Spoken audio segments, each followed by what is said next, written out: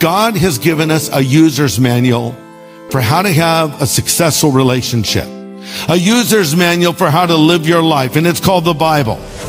And so we need to go back to what God says in His Word, because He tells us how to have a marriage that will last a lifetime. To have a successful marriage, two things must happen. There must be a leaving and a cleaving.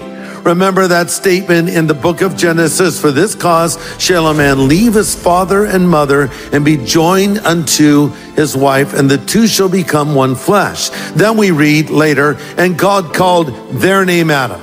So God saw Adam and Eve as one person. And when a man and a woman come together in marriage, and they become one flesh in the sight of God. So now what you want to do is leave and cleave, and that's something you do for the rest of your life. First you leave. Leave what?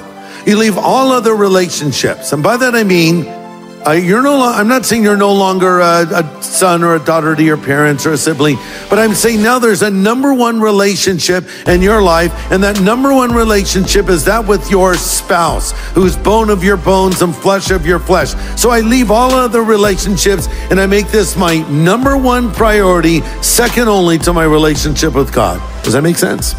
Number two, there is a cleaving. Now the word cleave means to be permanently glued together. Actually, the word implies there'll be irreparable damage if the two are separated. So it doesn't mean I'm stuck to that person, but I'm glued to that person. Big difference. In other words, I'm holding on to the person. So I leave other relationships. I'm holding on to my wife or to my husband. Ephesians chapter 5, verse 31. For this reason, a man shall leave his father and mother and be joined to his wife, and the two shall become one flesh. This is a great mystery, but I speak concerning Christ and the church. Nevertheless, let each one of you in particular love his own wife as himself, and the wife see that she respects her husband. So much I can say. Let me just riff for a moment on those statements. If you would just do that, it would transform your marriage. Do what? Love your wife as Christ loves the church. If you would just do that, and by the way, that's a tall order. Men are the initiators. Men need to take point. Men need to lead spiritually. And men need to love their wife as Jesus loves his church, putting her needs above his own. You girls are saying, you preach it to my husband, Greg. Yeah, but girls, what does it say to you? Wives, respect your husband. Respect him. Isn't it interesting? It says respect him. Should you not love him? Yes, you're told to do that elsewhere. But in particular, it says respect. Women need love. Men need respect.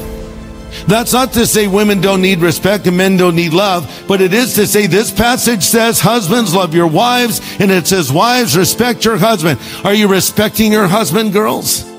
Don't ever tear your husband down in front of other people. Denigrate him. Make him the brunt of a joke. When's the last time you thanked him for what he does for you, the sacrifices he makes for you? And how are we to love our wives? Men, we're to love her as Christ loves the church.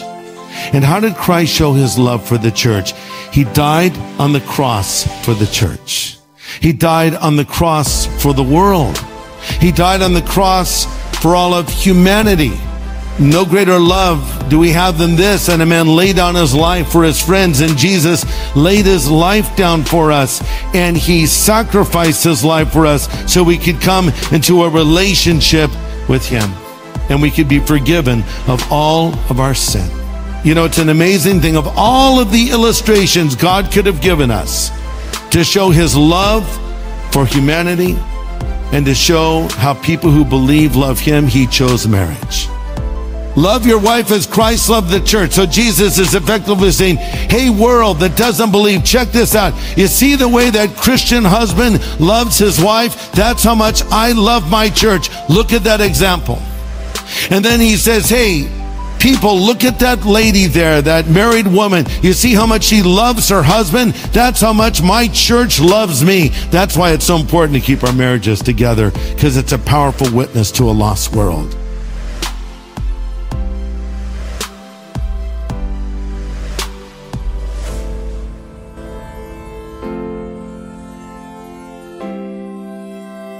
make sure you make it important. Make sure it is priority. Keep it before you. The other thing is, whatever that you want to do, whatever you want to begin to create and beginning to manifest your greatness and strengthening your level of commitment, and it's really exercising your will.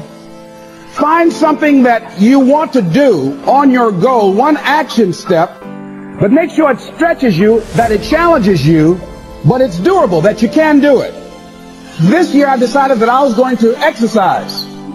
So I started out doing just 10 setups and 10 push-ups. I know I can do that and not get upset about it. I can do that without thinking.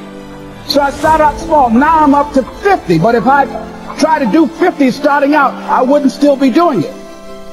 So I started doing it in manageable segments. Do that. And that strengthens your will. So my commitment now is strengthened and fortified by the activity of actually doing it. So now I can expand and build from there.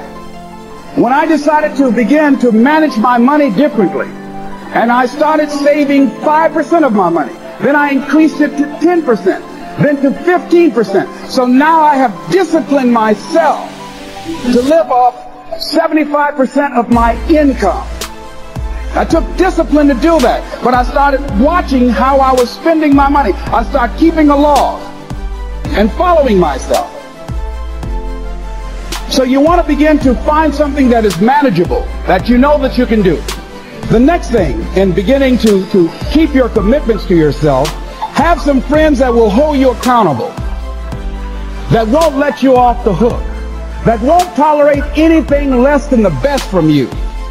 People that will support you in this new way of being, in this new state of consciousness. The other thing is important is have a contingency plan. See, many times when you make a commitment to do something, there are some other variables that will happen that you can't control or you perhaps did not think about. So you want to have some other plans going on. You want to become creative. See, most people don't keep their commitments because when something goes wrong, they just stop. They don't have a contingency plan. So they don't know what to do next. Start being creative. If you challenge yourself, many times you say, I don't know what to do. And I always ask myself, but if you did know what to do, Les, what will it be? That activates another part of my mind. I start thinking about the possibilities and just experiment. But many of us just stop dead in our tracks. I don't know what to do. You do know what to do. You got genius in you.